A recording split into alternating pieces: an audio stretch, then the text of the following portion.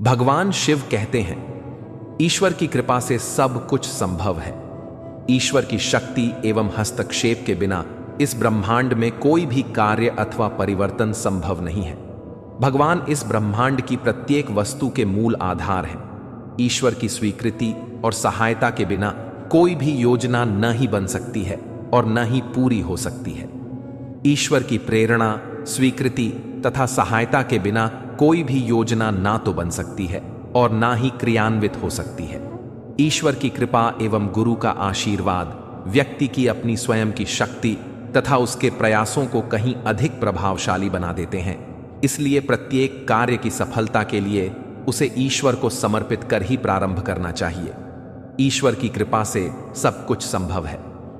जीवन में अचानक लाभ प्राप्त होना या फिर आया हुआ संकट टल जाना, घटनाओं का पूर्वाभास होना, इस प्रकार के बहुत सारे संकेत इस बात की पुष्टि करते हैं कि भक्तों पर दैवीय शक्ति का हाथ है।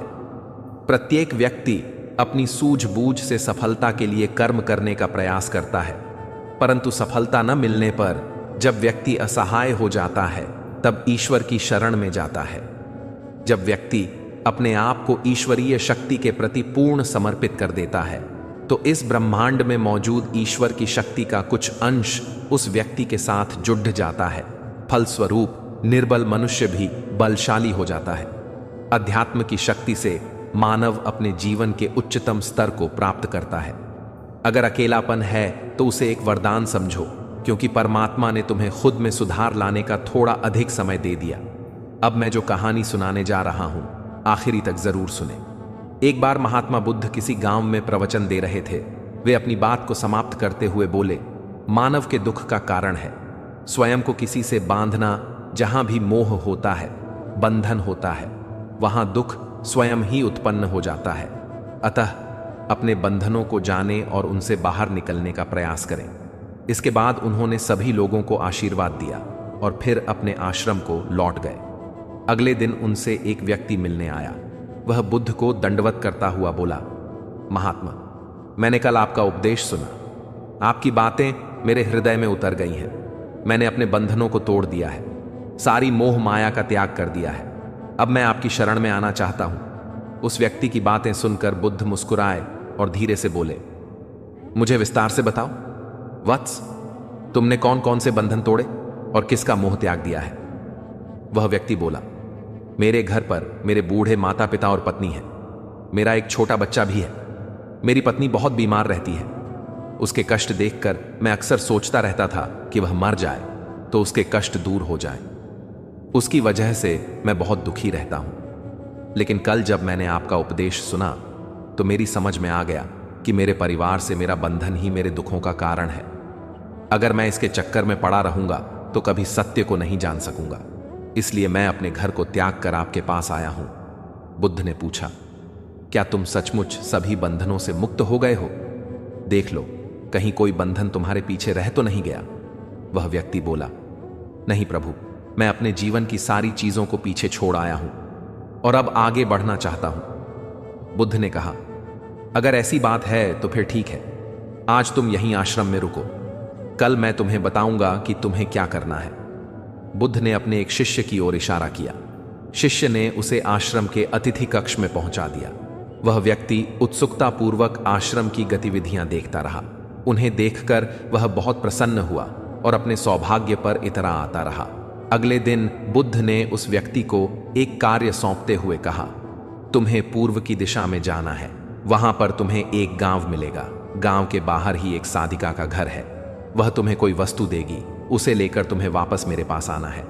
वह व्यक्ति पूर्व दिशा की ओर चल पड़ा। गर्मी का मौसम था। कुछ ही देर में वह पसीने से तरबतर हो गया। उसे प्यास भी सताने लगी। वह सोचने लगा कि अगर इस समय मैं अपने घर पर होता तो इस तरह गर्मी में पसीना नहीं बहाना पड़ता। कुछ दूर और चलने पर उसे भूख भी सताने लगी, पर वह एक सुनसान और बंजर रास्ता था। आसपास ना तो कोई पेड़ था और ना ही पोखर तालाब। वह पुनः सोचने लगा कि अगर मैं इस समय अपने घर पर होता तो अपनी पत्नी के हाथ का बना स्वादिष्ट भोजन कर रहा होता। पता नहीं क्यों बुद्ध ने मुझे गर्मी में इतनी दूर भेज दिया। काफी देर तक चलने के बाद वह व्यक्ति गांव में जा पहुंचा। गांव के बाहर ही एक घर बना हुआ था। उसने दरवाजे के पास पहुंचकर उसे धीरे से खटखटाया। दरवाजे को एक साधिका ने खोला। उसके चेहरे पर एक अद्भुत तेज था। वह व्यक्ति उसे देखकर मंत्रमुग्ध हो गया। साधिका ने उसे अभिवादन करते हुए कहा, मैं जानती हूं कि आपको बुद्ध ने भेजा है, आप अंदर आ जाएं। वह व्यक्ति घर के अंदर चला गया। साधिका के कहने पर उसने पानी से हाथ मुंह धोया और एक चटाई पर बैठ गया। साधिका ने उसके सामने भोजन की थाली रख दी। वह जल्दी जल्दी भोजन करने लगा। अचानक उस व्यक्ति की नजर साधिका के पैरों पर पड़ी। उसके पैर बहुत सुंदर थे। वह उन्हें देखता ही रह गया। तभी साधिका ने उसका ध्यान भंग किया। वह बोली, जिस व्यक्ति को बुद्ध के चरणों में स्थान मिल जाता है, फिर उसे किसी अन्य के चरणों की आवश्यकता नहीं पड़ती। साधिका की बात सुनकर वह व्यक्ति लज्जित हो गया और नजरें नीची करके चुपचाप भोजन करने लगा। भोजन करने के बाद साधिका ने कहा, आप बहुत दूर से आए हैं, चटाई पर लेट जाएं। अपनी आंखें बंद कर ली। साधिका उसे पंखा करने लगी, पर लेटने के बाद भी उस व्यक्ति को चैन नहीं आया। उसने धीरे से अपनी पलकों को खोला और चोर नजरों से साधिका को देखने लगा। वह सोचने लगा, यह स्त्री कितनी सुंदर है, इसकी वाणी कितनी मोहक है। अगर यह मेरी पत्नी होती तो मेरा जीवन स्वर्ग बन जाता। साधिका इसके मन की बात समझ गई। वह बोली, शरीर में कुछ नहीं रखा है, यह केवल मांस, मज्जा और अस्थियों का जोड़ है। जो व्यक्ति इसके आकर्षण से मुक्त हो जाता है, वही सत्य को प्राप्त कर पाता है। यह सुनकर वह व्यक्ति घबरा गया। वह चटाई से उठ बैठा और बोला, अब मुझे बुद्ध के पास जाना चाहिए। कृपया आप मुझे वह सामान दे दें जिसके लिए बुद्ध ने कहा था। साधिका ने मुस्कुराकर जवाब दिया, बुद्ध ने आपको जिस कार्य के लिए भेजा था वह पूर्ण हो चुका है। साधिका की यह बात उस व्यक्ति को समझ में नहीं आई। वह दरवाजे की ओर बढ़ चला। दरवाजे के पास पहुंचकर वह एक क्षण के लिए रुका और पलटकर बोला, क्या आप अंतर्यामी हैं? आपने मेरे मन की बातें कैसे समझ ली?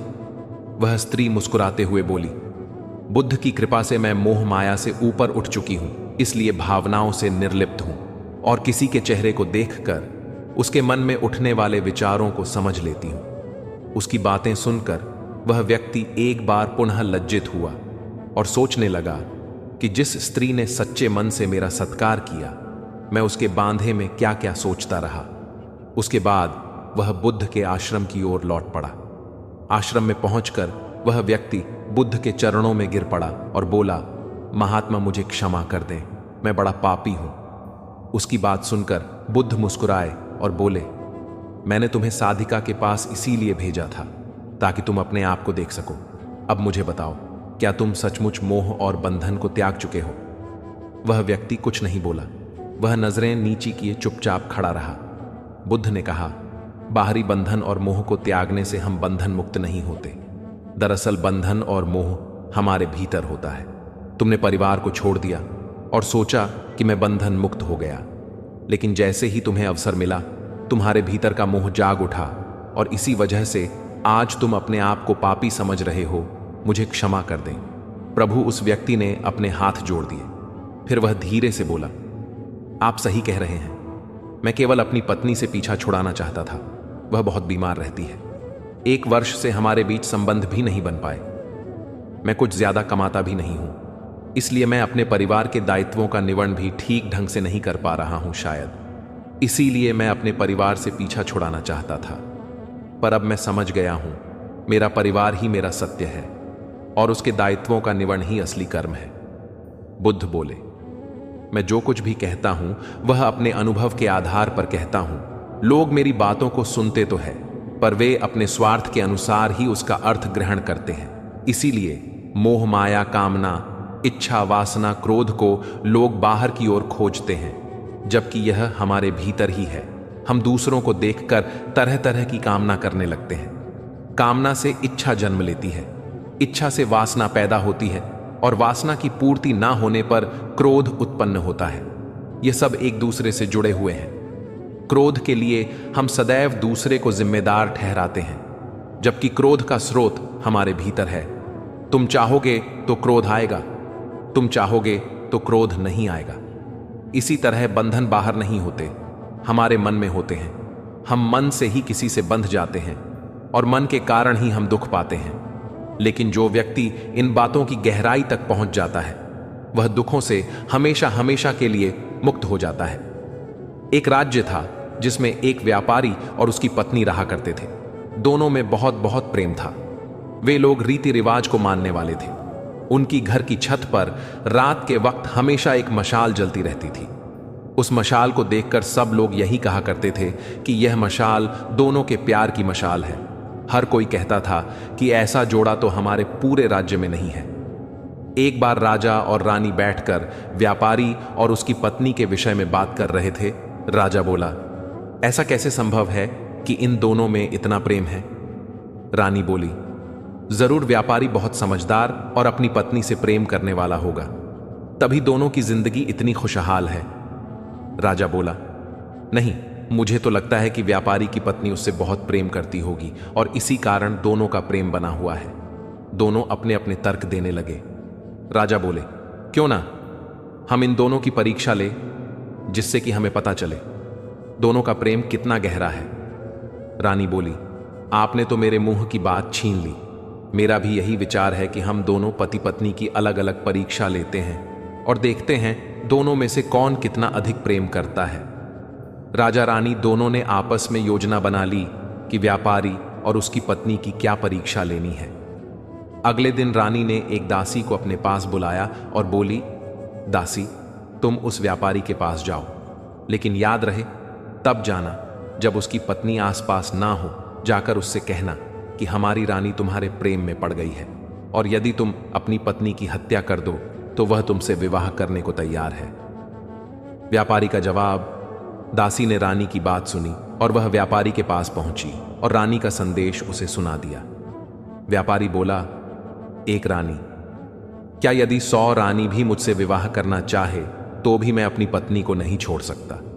आप जाकर रानी से कहिए कि अपने छोटे विचारों को अपने पास ही रखिए। कृपा करके जितना जल्दी हो सके यहां से चली जाओ। यह बात सुनकर दासी राज दरबार में पहुंची। दासी बोली, रानी, उस व्यापारी ने तो आपसे विवाह करने के लिए साफ साफ इनकार कर दिया है। रानी बोली, इसका यह मतलब हुआ कि वह व्यापारी अपनी पत्नी से सचमुच में प्रेम करता है। राजा बोले, व्यापारी का प्रेम तो साबित हो गया, अब बारी है उसकी पत्नी की। राजा ने एक सैनिक को अपने पास बुलाया और कहा, सैनिक, व्यापारी की पत्नी के पास जाओ और उससे कहो, यदि वह अपने पति की हत्या कर दे तो राजा तुमसे विवाह करके तुम्हें इस राज्य की रानी बना देंगे। सैनिक व्यापारी की पत्नी के पास पहुंचा और बोला, मैं आपके पास राजा का एक संदेश लेकर आया हूं। राजा का संदेश आया है। यह बात सुनकर पत्नी अत्यंत प्रसन्न हुई। वह बोली, आखिर क्या संदेश लाए हो? सेनापति बोला, हमारे राजा दिल ही दिल में आपसे बहुत प्रेम करते, वह आपको राज्य की रानी बनाना चाहते हैं। यदि आप अपने पति की हत्या कर दें तो वह आपसे विवाह कर लेंगे। व्यापारी की पत्नी जवाब। सेनापति की यह बात सुनकर व्यापारी की पत्नी के मन में लालच आ गया। वह बोली, अगर ऐसी बात है तो आज रात 2 बजे के बीच ही मैं अपने पति की हत्या कर दूंगी। हमारी छत पर हमेशा एक मशाल जलती रहती है। जब मशाल बुझ जाए तब समझ जाना कि मैंने अपने पति की हत्या कर दी है। सेनापति व्यापारी की पत्नी के मुंह से ऐसे शब्द सुनकर भौंचक्का रह गया, लेकिन उस वक्त वह उसे कुछ नहीं बोल सकता था। उसने दरबार में जाकर राजा रानी को पूरी बात बता दी। यह बात सुनकर राजा रानी दोनों हैरान रह गए। उन दोनों को यही उम्मीद थी कि व्यापारी की तरह उसकी पत्नी भी उनके संदेश को ना कहेगी। यह बात सुनकर राजा और सतर्क हो गए। राजा ने सेनापतियों को कहा, आज रात जाकर हमें किसी भी तरह व्यापारी की जान बचानी है। किसी भी हालत में उसे कुछ नहीं होना चाहिए। ठीक 2 बजे तुम लोग व्यापारी के घर पर पहुंच जाना। सेनापति सैनिकों को लेकर व्यापारी के घर पहुंच गया और राजा रानी महल की छत पर खड़े होकर उनके घर की छत पर जलती हुई मशाल को देख रहे थे। व्यापारी की हत्या जैसे ही सेनापति और सैनिक व्यापारी के घर पहुंचे, क्या देखते हैं, व्यापारी की पत्नी ने अपने पति की हत्या कर दी है। सैनिकों ने व्यापारी की पत्नी को रंगे हाथों पकड़ लिया। उधर राजा रानी भी देखते हैं कि व्यापारी के घर की छत की मशाल बुझ चुकी है। व्यापारी की पत्नी को कारागार में डाल दिया गया और उम्र कैद की सजा सुना दी गई। राजा दिन रात खुद को कोसने लगे। वह सोचने लगे, मेरी परीक्षा के कारण व्यापारी की जान चली गई। उन्हें धीरे धीरे महिलाओं से नफरत होने लगी। राजा का आदेश, एक दिन उनका क्रोध इतना बढ़ गया कि उन्होंने सेनापति को अपने पास बुला या और बोले, सेनापति, मैं शिकार पर जा रहा हूं। शाम तक जब मैं वापस आऊं तो राज्य में जितनी भी महिलाएं हैं सबकी हत्या कर दो। मुझे किसी भी महिला की शक्ल नहीं देखनी।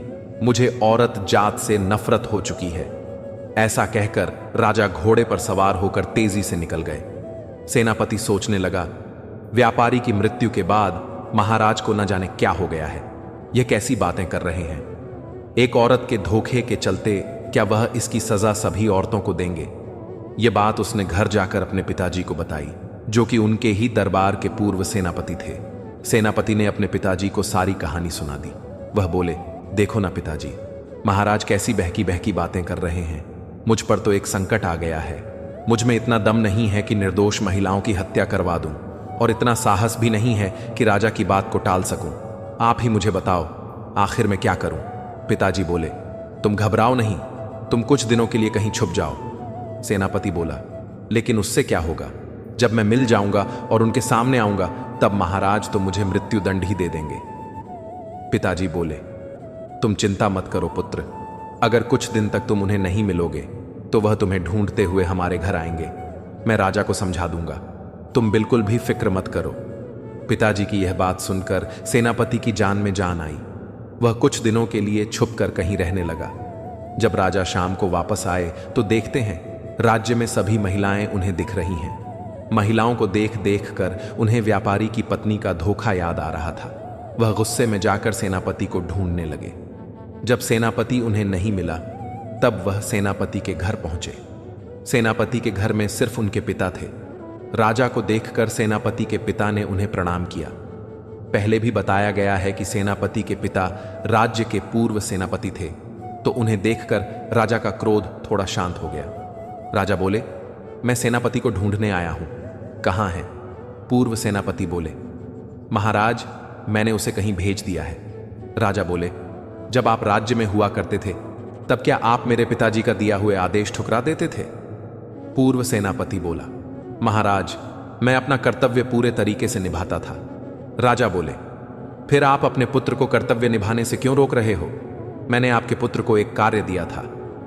पूर्व सेनापति बोले, महाराज, माफ कीजिए, लेकिन आपका दिया हुआ कार्य अनुचित है। किसी एक महिला के धोखे को लेकर क्या आप राज्य की सारी स्त्रियों की हत्या करवा देंगे। आप तो राजा हैं, इस राज्य के पिता हैं। क्या आप अपनी संतानों के साथ ऐसा सलूक करोगे। राजा ने एक लंबी सांस ली और बोले, जानता हूं यह बिल्कुल गलत है, लेकिन मैं क्या करूं। दिन रात मुझे आत्मग्लानि महसूस हो रही है कि मेरी वजह से एक निर्दोष व्यापारी मर गया। सबसे बड़े खेद की यह बात है कि उसे उसकी ही पत्नी ने मारा है, जिनकी प्रेम की मिसाल पूरा राज्य दिया करता था। उस प्रेम का सच इतना भयानक निकलेगा, यह तो हमने कभी सोचा भी नहीं था। पूर्व सेनापति बोले, महाराज, आप जो कहना चाहते हैं मैं समझ रहा हूं। यदि आप मुझे आज्ञा दें तो मैं आपको एक कहानी सुनना चाहता हूं, जिसमें आप जान पाएंगे कि सच्चा प्रेम क्या होता है। राजा सामने पड़ी खटिया पर बैठ गए और बोले, बताइए, आप कौन सी कहानी बताना चाहते हैं। एक योद्धा की कहानी। एक बार मैं और आपके पिताजी दोनों शिकार करने के लिए निकले थे। धीरे धीरे अंधेरा होने लगा और उस अंधेरे में मैं और आपके पिताजी दोनों अलग अलग दिशा पर निकल गए। तुम्हारे पिताजी को तो राज्य में जाने का रास्ता मिल गया, लेकिन मैं घने जंगल में अकेले फंस गया। 0। मैंने देखा एक योद्धा घोड़े पर बैठकर मेरी ओर आ रहा है और उसने रस्सी लेकर मुझे जकड़ लिया और मुझे अपने साथ ले गया। काफी दूर जाकर वह रुक गया।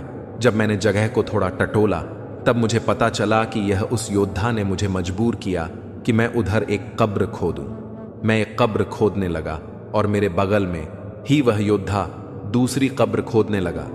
कब्र खोदते हुए मैं सोचने लगा कि यह एक कब्र तो जरूर मेरे लिए ही है, पर यह दूसरी कब्र किसके लिए खोद रहा है। जब दोनों कब्र खोद ली गई, योद्धा ने मुझे घोड़े से बांध दिया। 2 कदम पर ही एक खंडहर था। वहां जाकर वह एक लाश को खींचते हुए लाया। यह नजारा देखकर तो मेरे होश ही उड़ गए। मेरा कलेजा मेरे मुंह को आ गया। उसने मेरे सामने उस लाश को एक कब्र में गाड़ दिया। अब मेरा डर और बढ़ गया। मुझे लग रहा था और किसी एक के धोखे की सजा हमें बाकियों को नहीं देनी चाहिए। ऐसा कहकर राजा वहां से चला गया और धीरे धीरे स्त्रियों के प्रति उसकी दृष्टि बदलती गई। एक गांव में रहने वाला एक युवा लड़का अपने मन में अनियंत्रित विचारों से परेशान था। ना चाहते हुए भी उसके मन में हर समय कोई ना कोई विचार चलता रहता है। जब वह कुछ काम करता है तो उसके हाथ पैर और शरीर काम कर रहे होते हैं, लेकिन उसका मन अतीत में घटी किसी घटना के ख्याल में खोया रहता है। उसे अपने भविष्य को लेकर हवाई महल बनाने की आदत हो गई थी। वह अक्सर सोचता था कि एक दिन मैं यह करूंगा, मैं वह करूंगा, एक दिन मैं बहुत बड़ा और सफल इंसान बनूंगा। वह अक्सर अपने भविष्य को लेकर बड़े बड़े सपने देखता है और उन सपनों में वह हमेशा खुद को दूसरों से आगे रखते थे और खुद को एक नायक के रूप में प्रस्तुत करता है। जब भी वह किसी बुद्धिमान, महान और साहसी व्यक्ति की कहानी सुनता या पढ़ता है तो वह खुद को कहानी के नायक के स्थान पर रखता है और यह उसके विचारों में है कि वह सभी बहादुरी और साहसपूर्ण कार्य करने की कोशिश करता। महान चीजें जो उस कहानी के नायक ने किया है, वह अक्सर अपने विचारों में सोचता है कि एक दिन वह एक महान व्यक्ति बनेगा जिसके पास खूब पैसा हो और समाज में उसका मान सम्मान हो। वह एक बहुत ही सुंदर और सुशील लड़की से शादी करेगा और सुखी जीवन व्यतीत करेगा। वह कई वर्षों से ऐसा सोच रहा था। उसे लगा कि उसकी जिंदगी अचानक बदल जाएगी, वह अचानक सफल हो जाएगा, लेकिन आज तक ऐसा कोई चमत्कार नहीं हुआ। दरअसल समय बीतने के साथ साथ उसकी हालत खराब होती जा रही थी और इसका सबसे बड़ा कारण उनका एक्शन ना लेना था, यानी काम ना करना। उसके बड़े बड़े सपने थे और वह अपने विचारों में भविष्य के लिए बड़ी बड़ी योजनाएं भी बनाता था, लेकिन उन्होंने अपने सपनों को हकीकत में बदलने के लिए कभी कोई ठोस कदम नहीं उठाया। लेकिन उन्होंने कभी भी खुद को कड़ी मेहनत करने के लिए प्रेरित नहीं किया। नतीजा यह हुआ कि अब उनकी उम्र 25 साल से ज्यादा हो गई है, लेकिन आज तक उन्होंने किसी सपने को हकीकत में बदलते नहीं देखा था। इसलिए अब उस व्यक्ति को भी इस बात का एहसास होने लगा कि वह अपने ही दिमाग के बनाए विचारों के जाल में फंस गया है, जिसे वह अपने ख्यालों में अपने सपनों के बारे में सोचकर खुश रखता है और असल दुनिया में वह उन सपनों को पूरा करने के लिए कभी कोई प्रयास नहीं करता है। उसे पता होता है कि उसके दिमाग में फालतू के ख्याल भरे पड़े हैं और वह हकीकत में नहीं बल्कि बहुत कोशिश करने के बाद भी जी रहा है। वह इस आदत को छोड़ नहीं पा रहा था। उसे अपने विचारों की दुनिया में रहने में भी आनंद आ रहा था, लेकिन जब उसने अपने विचारों से बाहर आकर अपनी वास्तविक स्थिति को देखा और अगर वह इसके बारे में सोचता है तो वह दुखी हो जाता है। धीरे धीरे उसकी यह आदत उसके तनाव और उदासी का कारण बन गई थी। अब वह अपने दोस्तों और परिवार वालों से ज्यादा बात नहीं करते थे। वह दिन भर चुप और उदास रहने लगा। एक दिन ऐसे ही दुखी मन से वह एक पेड़ के नीचे बैठा था। तभी उसका एक दोस्त उसके पास आया और बोला, मित्र, हमारे गांव में एक बहुत प्रसिद्ध बौद्ध भिक्षु आए हैं और मैंने सुना है कि वह मन और शांति से जुड़ी हर समस्या का समाधान करते हैं, बहुत आसानी से। मुझे लगता है आपको कम से कम एक बार उनसे मिलना चाहिए, वह आपकी समस्या का समाधान कर सकता है। युवक अपने दोस्त की बात सुनकर खुश हो जाता है और बौद्ध भिक्षु से मिलने जाता है। कुछ देर बाद वह बौद्ध भिक्षु के पास पहुंचता है जो एक पेड़ के नीचे ध्यान में बैठा था। वह बौद्ध भिक्षु को प्रणाम करता है और उसके सामने बैठ जाता है। अपनी सारी समस्याएं बताने लगता है। वह कहता है, साधु, मेरा मन हर समय अनगिनत विचारों से भरा रहता है। इसमें हमेशा अनावश्यक विचार चलते रहते हैं। जब मैं कोई काम कर रहा होता हूं तब भी मेरा मन अतीत या भविष्य के किसी विचार में खोया रहता है। मैं कितनी भी कोशिश करूं वह मेरी बात नहीं सुनता। मैं अपने इस अशांत मन को शांत करना चाहता हूं। मैं इसे खाली करना चाहता हूं। मैं इसे केंद्रित करना चाहता हूं जिसमें मैं अब तक असफल रहा हूं। आर्शी, मैं बड़ी उम्मीदों के साथ आपके पास आया हूं। कृपया मुझे कोई रास्ता दिखाएं। उस युवक की सारी बातें ध्यान से सुनने के बाद बौद्ध भिक्षु ने कहा, जीवन सुखी और मन तभी शांत होगा जब तुम जो गलतियां कर रहे हो उन्हें करना बंद कर दोगे। आप क्या गलतियां कर रहे हैं और अपना दिमाग कैसे साफ करें, आज मैं आपको इसके बारे में विस्तार से बताऊंगा। ध्यान से सुनो। पर्याप्त नींद ना लेने से शरीर और दिमाग को कई तरह से नुकसान पहुंचता है। अगर आप पर्याप्त नींद नहीं लेते हैं तो आपकी याददाश्त कमजोर हो जाती है। तनाव, चिड़चिड़ापन, हर समय थकान महसूस होना और चेहरे पर चमक जैसी समस्याओं का सामना करना पड़ता है। इसके अलावा कम नींद से मस्तिष्क की समस्याओं को सुलझाने की क्षमता पर भी असर पड़ता है और मस्तिष्क को तुलनात्मक अध्ययन करने में कठिनाई होती है। इसलिए जरूरी है कि हर दिन कम से कम 5 से 6 घंटे की गहरी नींद लें। नींद हमारे जीवन के लिए महत्वपूर्ण है क्योंकि यह हमारे शारीरिक और मानसिक तनाव को स्वच्छ रखने में मदद करती है। आप हर दिन भगवान की पूजा और मंत्र जाप करें। आपके घर और परिवार में प्यार, शांति हमेशा बनी रहेगी। अगर कहानी अच्छी लगी तो भगवान शिव हर हर महादेव लिखना न भूले।